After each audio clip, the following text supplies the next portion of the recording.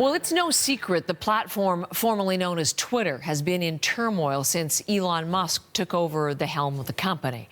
The social media site, now X, has seen many advertisers in the United States leave in the past few weeks over Musk's apparent tolerance for anti-Semitic and extremist content. Well, now a CBC News investigation finds Canadian advertisers are starting to make the move as well. Jonathan Montpetit has been leading the investigation. He's live with us from Montreal this morning. Good to see you, Jonathan, with more on your reporting. Tell us about this investigation. When you looked at Canadian companies, what did you find? Well, so we wanted to see whether X was monetizing accounts of extremists, and more specifically, we wanted to see whether the platform was placing ads of Canadian companies in the accounts of anti-Semites, white supremacists, conspiracy theorists, and the like. And indeed, what we found is that several recognizable brands had ads appearing in accounts like these. So, for example, we found ads for Samsung Canada appearing in an account that spreads Islamophobic and anti-Semitic conspiracy theories. We found a B'nai B'rith ad appearing in the feed of Richard Spencer. He's a well-known white nationalist in the United States. And we found ads for a Bell Media company in the feed of a far-right fitness leader who has a tattoo of a symbol that's been linked to neo-Nazi groups. When you reached out to those companies and organizations, as I know you did, Jonathan, what did they tell you? What do they have to say?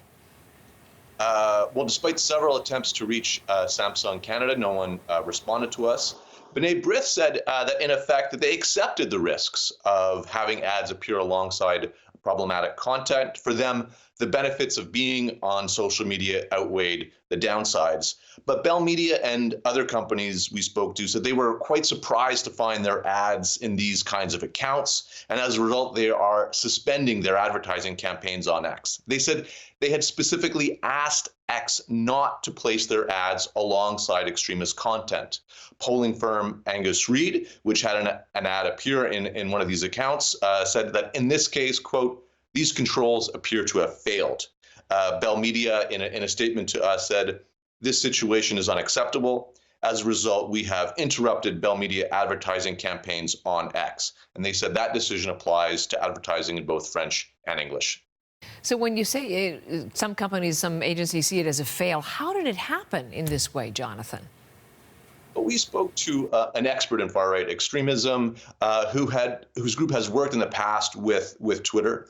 And she mentioned to us that shortly after taking over the company last year, Elon Musk dismantled many of the content moderation systems in place, and while at the same time allowing many controversial accounts back onto the platform. So now, compared to other social media companies, X has few safeguards to protect brands from extremist content. Here's Wendy Villa, co-founder of the Global Project Against Hate and Extremism.